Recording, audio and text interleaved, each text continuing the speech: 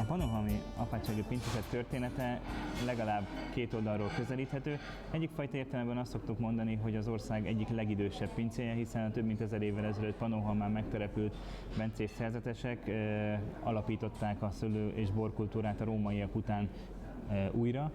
Másrészt pedig az ország egyik legfiatalabb borászata volt 2003-ban, hiszen egy 50 éves szünet volt a két időszak között. Úgyhogy amire mi vállalkoztunk a 2000-es évek elején, az valójában egy régmúlt dicső szőlészeti borászati tradíció újraélesztése. És ennek kapcsán merültek fel azok a gondolatok, hogy a ezredforduló környékén hogyan és milyen módon lehet, hogyan és milyen módon érdemes belefogni egy szigorúan vett szakmai munkába. Egész konkrétan arra gondoltunk, hogy az első szőlőtelepítéstől az utolsó ültetvény termőre fordulásáig legalább 10 évjáratra szükség lesz.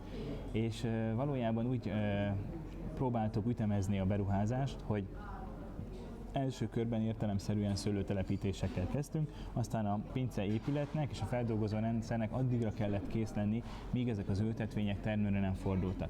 És az is kiderült, hogy akár 5-6 év is eltelhet úgy, hogy nem lesz elegendő alapanyagunk, holott közben a teljes épület áll, vagy túlnyomó részt a technológia is telepítődik. Éppen ezért úgymond termőültetvények is a főapátság pincészetéhez kerültek. No, az így örökölt olasz Riesling, rajnai Riesling és tramini fajták házasítása, amelyek 3 dűlőből származtak, 3 fajtát örökítettek magukban, itt a 3 dombon, amit Tricollis Pannoniae néven ismerhetünk, gondoltuk azt, hogy kell egy házasított bort alkotnunk, és ennek a neve lett a Tricollis valójában.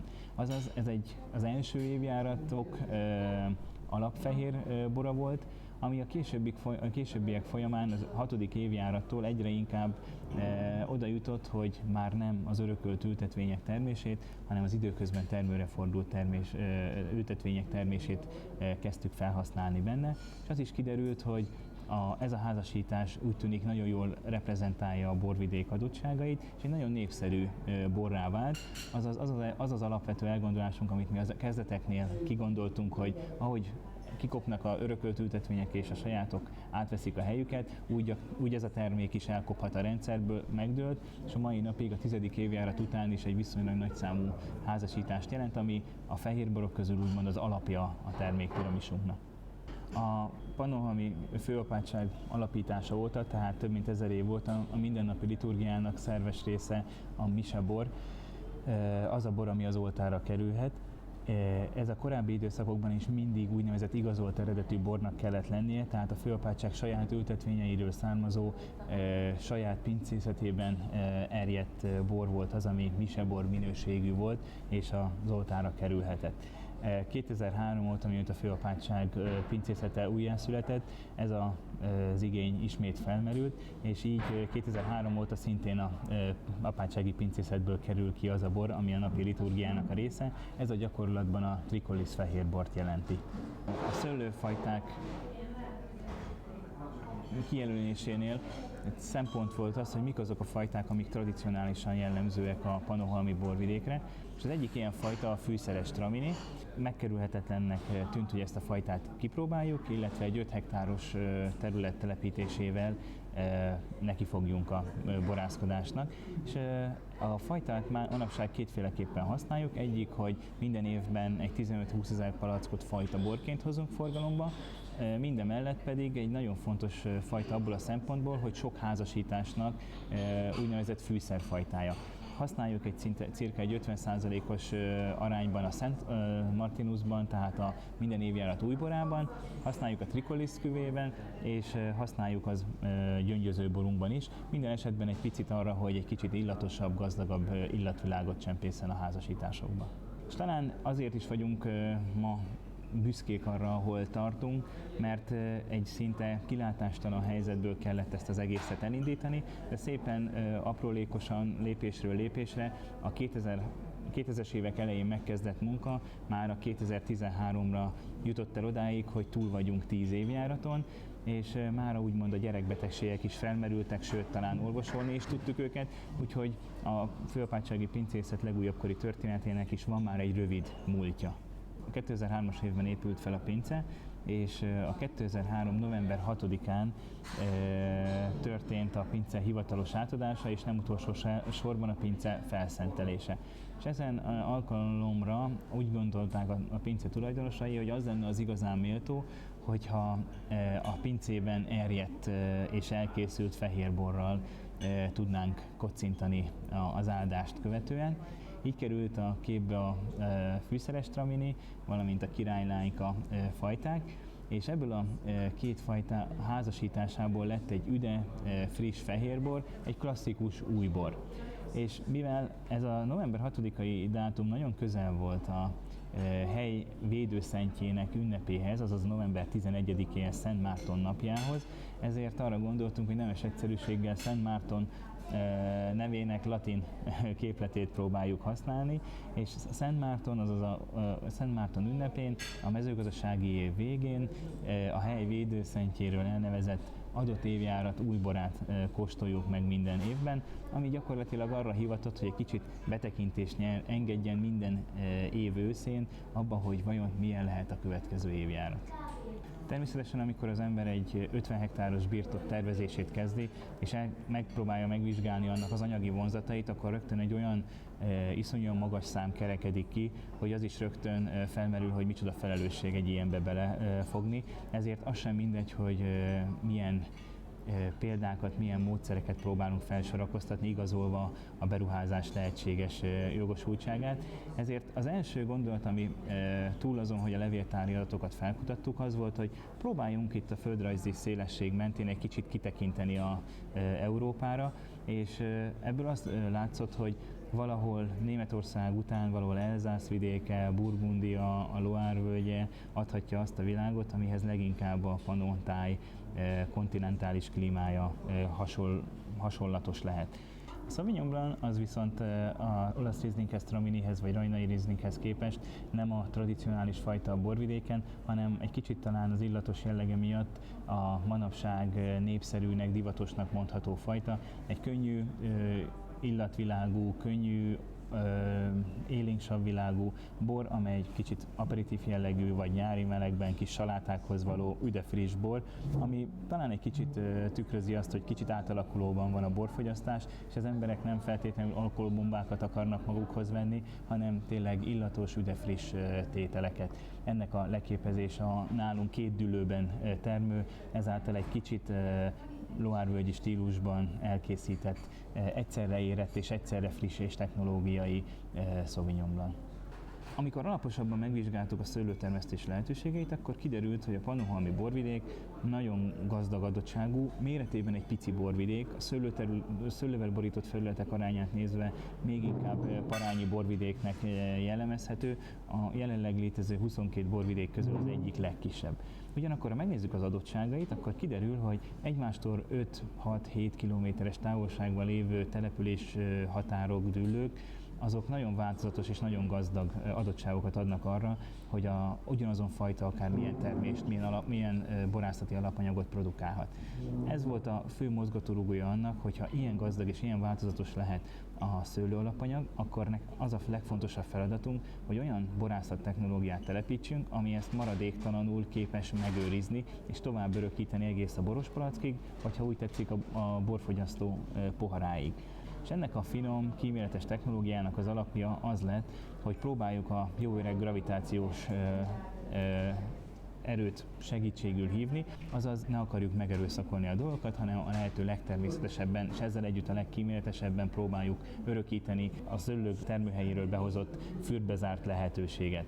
Éppen ezért kellett egy olyan pince helyet találni, és sikerült is a Szent Márton-hegy délkeleti lábánál, ami egy 32 méter szintkülönbséget hidal át, és maga a pince 3 fő részre tagolható, a legfelső szintjén található a présház, középen van egy úgynevezett vertikális kapocs, ami összekapcsolja a szőlő születésű, a szőlő feltárásának helyéül szolgáló présházat a későbbi fehérerjesztő, vagy pedig vöröserjesztő érlelő térrel. És ez a kis 3-as együttállás lett egy dombba elrejtve, aminek nagyon fontos építészeti oldala az volt, hogy nem csak a főapátság épületegyüttese, hanem a természeti környezete is világörökségi helyszín, építészetileg csak egy olyan rendszert lehetett telepíteni a Szentmártonhegy délkeleti lábához, ami semmiféleképpen nem konkurál a főapátsági historikus épület együttessel. Ennek leginkább látványos része az lett, hogy az épület 3/4 része a föld alá rejtett, és szinte észrevétlenül alakul át az épület szervesen a szőlőfeldolgozás igényeinek megfelelően azzal, hogy helyszínt biztosíthasson a szőlőfürt átalakulásához folyékony formába, palackozott formába elhagyva a pincét. A Haustus borunk az egy kvázi szükség hozta házasítás. A 2010-es évjárat ugye talán nincs olyan messze, talán sokan emlékeznek rá, hogy nagyon szélsőséges, csapadékos évjárat volt. Ez azt jelentette számunkra, hogy azokat a házasításokat, azokat a fajtákat, amik szívünk szerint és legjobb szándékunk szerint reprezentálják a borvidéket, illetve a pincészeti munkánkat, jellemzően nem tudtuk elkészíteni, és ehelyett készítettünk olyan könnyedivású vörös és fehérbort, ami a maga nemében helytálló, de nem egy hordós erjesztés vagy hordós érlelés, hanem sokkal inkább egy technológiai acéltartályos borászati munkának az eredménye. És ha a nevet magyarra fordítjuk, akkor talán úgy lehetne ezt leghelyesebben megtenni, ha úgy neveznénk, hogy hörpintés, kortyintás, tehát egy kis, könnyed, baráti, lélegzetvételű, egyszerű borfogyasztás, és így egyszeri tételről a 2010-es évjárat borairól van szó, ez volt a Haustus. A pince technológiának tervezésekor, illetve a leendő fajta szerkezet, termékszerkezet kialakításakor nagyon jól látszott, hogy ahol nekünk a súlyponti szerepünk lesz, az a reduktív fehérborok, illetve a könnyebb lélegzetvételű fehérborok, illetve rozéborok akár. És az is kiderült, hogy ha ezt a elkészített tartályos, reduktív jegyet mi létrehozzuk a borba, akkor egy olyan zárást kell használnunk, ami megőrzi ezt a frissességet, és képes eljuttatni ezt a frissességet a fogyasztók poharáig. És ebben az időben már a borászok keresték az úgynevezett alternatív zárásmódokat, ami abban az időben elsősorban a műanyag vagy, ha úgy tetszik, szilikon gumidugók használatát jelentette. Ez számomra nem volt annyira egyértelmű, nem nagyon szimpatizáltam ezzel a zárásmóddal, és sokkal ígéretesebbnek tűnt számomra az úgynevezett csavarzáros zárási mód, amit 2005-től kezdtünk használni, talán Magyarországon első fecskeként. Nem 2005-től, de 2006-tól, 7-től megpróbáltunk szimultán zárni kísérleti jelleggel tételeket, mind fehérboroknál, mind vörösboroknál, és már a 2-3-4 év távlatából visszakóstolva ezeket a fajtákat úgy tűnik, hogy helytálló az, hogy üdébb primera baromákat örökítő fajtáknál a csavarzár egy jó választás és egy jó döntés volt, és mára hál' Istennek a közönség is egyre inkább megbarátkozik ezzel a zárási formával. Egyrészt látva azt, hogy ez a borok érdekében történik, ezáltal a fogyasztó érdekében történik, másik oldalról tekintve pedig a borásznak az a feladata, hogy ahogy a pincében jónak találja a bort, úgy töltse a paraszba, és azt a pillanatképet akarja eljuttatni a fogyasztóhoz, ennek pedig a legtökéletesebb módja ez a bizonyos csavarzár. Az olasz Riesling szintén annak a fajta körnek a tagja, amelyik az úgynevezett tradicionális szőlőfajtákhoz sorolható itt a borvidéken.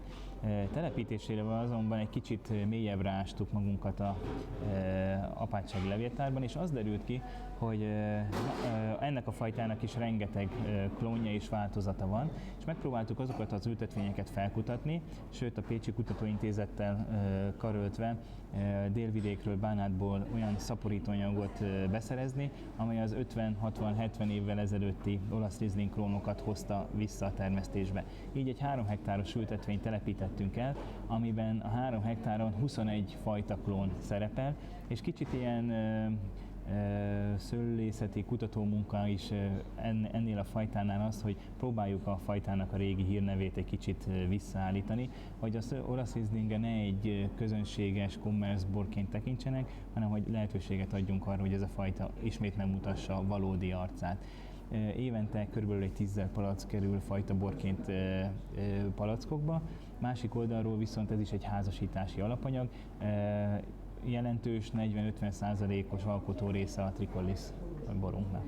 Ha valaki a pannonhalmi borvidékre érkezik, a pannonhalmi borvidék felett látja lebegni a főapátság épület együttesét, melynek tövében szerepel a szőlőfeldolgozására alkalmas borospince is, és ez egyben egy kicsit talán központja is a borvidéknek. Az ültetvényeink is egy 5-6 km sugarú kör mentén helyezkednek el, és akár Pannonhalmától délre, akár nyugatra, akár északra tekintünk, egy koncentrikus kör mentén helyezkednek el az ültetvények, egyben alkalmat adva arra, hogy a különböző düllökből különböző adottságú borokat vagy szőlőalapanyagot hozzunk be, de akár alkalmazkodva ahhoz, hogy úgy, ahogy a borvidék központja egy kicsit a főapátság, talán magyarázza ez azt is, hogy amikor pár évvel ezelőtt egy egyszavas talán szlogent kellett ahhoz találni, hogy mi jellemzi a borvidéket, az a végeredmény született, hogy teremtett borvidék. A rajnai Riesling vált talán a legizgalmasabb kérdése itt a 10 éves működésünkben, két ok miatt. Az egyik az az, hogy amikor én a borvidékre érkeztem 2003-ban, a helyi idősebb termelők, idősebb gazdák nagyon büszkén vallották azt, hogy a rajnai Riesling az a fajta, ami igazán jól érzi magát itt a borvidéken. Ennek kapcsán fellapozva a levéltári anyagokat kiderült, hogy valóban évszázadokra visszamenőleg tényleg szerepelt a borvidéken a rajnai Riesling.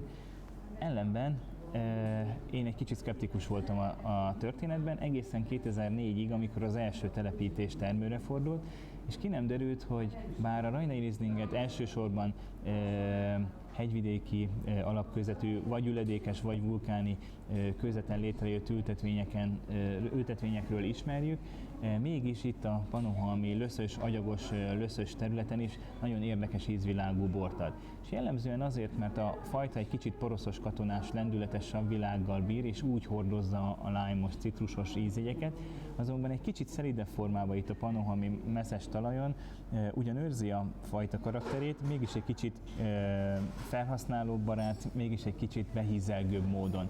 És ennek kapcsán az eredendően kigondolt 5 hektáros birtokon elfoglalt méretéhez képest közel megduplázta a területét, ma az ültetvényeink ötöde, azaz 20% a rajnai Riesling. Tehát már a rajnai Rieslingnek 3 betülete ismert a pincében.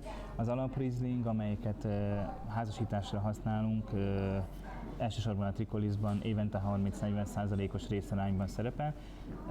A második foka a Rieslingjeinknek az úgynevezett alaprajnai Riesling, mely fajta borként kerül forgalomba, körülbelül évi 20 ezres palatszámmal, és már egyre nagyobb létjogosultsága van az úgynevezett későbbi, tehát nem kései, hanem későbbi születelésű, legérettebb fürtöket tartalmazó Rieslingnek, amely prior néven, azaz az első az egyenlők között, vagy a prioritást élvező borként kerül a polcokra. 2003-ban azt a célt fogalmaztuk meg magunknak, hogy szakaszos szőlőtelepítéssel mintegy 50 hektár ültetvényt fogunk eltelepíteni, és ebből az 50 hektárról évjárat függvényében mintegy 320 000 palackot szeretnénk a fogyasztók felé eljuttatni. 10. évjárat után azt lehet elmondani, hogy ez a szám teljesülni látszik, hiszen azt persze tudni kell, hogy a mezőgazdaságban a plusz-minusz 10% az rendszeresen benne van, tehát az évjárat hatást azt nem lehet semmiféleképpen kivédeni. Azonban a 2012-es évjáratból több mint 300 000 palack pannonhalmi bor fog készülni. Ez az a szám, amire a birtokméretet és a pince technológiát terveztük. Megosztása tekintetében azért 2/3 részben továbbra is fehérborokról beszélünk, és 1/3 rész a kékszőlőből erjedt rozé vagy éppen vörösbor. A Szalve gyöngyöző bor a tavalyi évben készült, azaz 2011-es évjáratból készült először, és be kell vallani őszintén, hogy egy kicsit követi a piaci igényeket. Egyre nagyobb igény van például a rozéborok mellett olyan üde frissítő borokra, amelyek szintén nem az nagy alkoholtartalmukkal, hanem azzal a lehetőséggel, hogy kis mennyiségben, de akár napközben, akár még munka közben, vagy egy munkaközi ebéd, könnyű ebéd közben is elfogyaszthatóak legyenek, és a maga kis szén-dioxid tartalmával egy izgalmas, vagány borivási élményt nyújt. Pezsgőben, itt a borvidéken soha nem gondolkodtunk, illetve nincs is történelmi hagyománya a borvidéken, de azzal, hogy egy adott alapborhoz hozzáadott széndioxiddal egy kicsit frissebbé, üdebbé tegyünk egy tételt, és ezáltal gyöngyöző bor kerüljön a palackokba, ez egy izgalmas lehetőség. A bor elnevezése pedig kicsit a katolikus világhoz közeledve, mivel ez is egy elsősorban köszöntő vagy üdvözlő bor, kicsit a latinból eredendően a Salve nevet adtuk neki. A Pinot Noir 2004-es évjárattól rendszeresen készül, és talán a legizgalmasabb része a pincének. Óhatatlanul meg kell említeni Gál Tibor szerepét ebben, aki a saját ültetvényén 96-ban telepítette ezt a fajtát francia klónokkal, és Magyarország adottságait nagyon jónak vélte a fajtát tekintetően. Ez egy olyan fajta, ami szereti a hűvösebb, akár kontinentális adottságú klímát, és amiatt, hogy a magyar területek nagyon változatosak, keresik, vagy szükségük van olyan fajtára, amely nagyon jól leképezi a dűlőink sokszínűségét. És a Pinot Noir pontosan az a fajta, ami erre nagyon hajlamos. Ugyanakkor egy nagyon érzékeny és nagyon nehéz szőlőtermesztési munkát igénylő fajta, azonban ha szépen beérik, akkor egy nagyon hülyen tükrözi azt, hogy az egy fehér agyagon, az egy vörös agyagon, vagy egy löszös területen termő alapanyag-e, és utána a hordó, utána az erjesztéssel és érleléssel, hordó használattal egy nagyon gazdag ízvilágú bort lehet készíteni. Azt szoktuk mondani, hogy az a vörösbor, ami, ha úgy tetszik, a nyárelő gyümölcseit próbálja reprodukálni illatjegyeiben, legyen az cseresznye, megy, vagy esetleg málna, és azt egy kicsit elegáns, könnyed interpretációban próbálja a fogyasztó elé juttatni. A borászok számára mindig nagy élmény, amikor eljutnak egy étterembe, és a séf, az étteremvezető, vagy a gasztrocsapat a borokhoz tud kreálni egy ételt. És éveken keresztül jártuk a budapesti éttermeket, a vidéki nevesebb éttermeket, és nagyon érdekes és nagyon szép ételköltemények születtek a borokhoz. És volt egy kis hiányérzetünk, hogy miért kell ehhez olyan nagyon messzire menni, miért nem lehet ezt egy kicsit itt testközelből megítélni, és szerencsénkre 2010 óta működik a főapátság saját étterme, ami a fine dining ételeket célozta meg, ami azt jelenti, hogy nagyon finom, nagyon szofisztikált munkával próbálnak akár helyi ízeket, akár nemzetközi ízeket a Pannonhalmára látogatóknak mutatni. És ez volt az a pillanat, amikor az is kiderült, hogy mennyivel több lehet egy bor megfelelő étel mellett, és mennyivel több lehet egy étel megfelelő bor párosításában.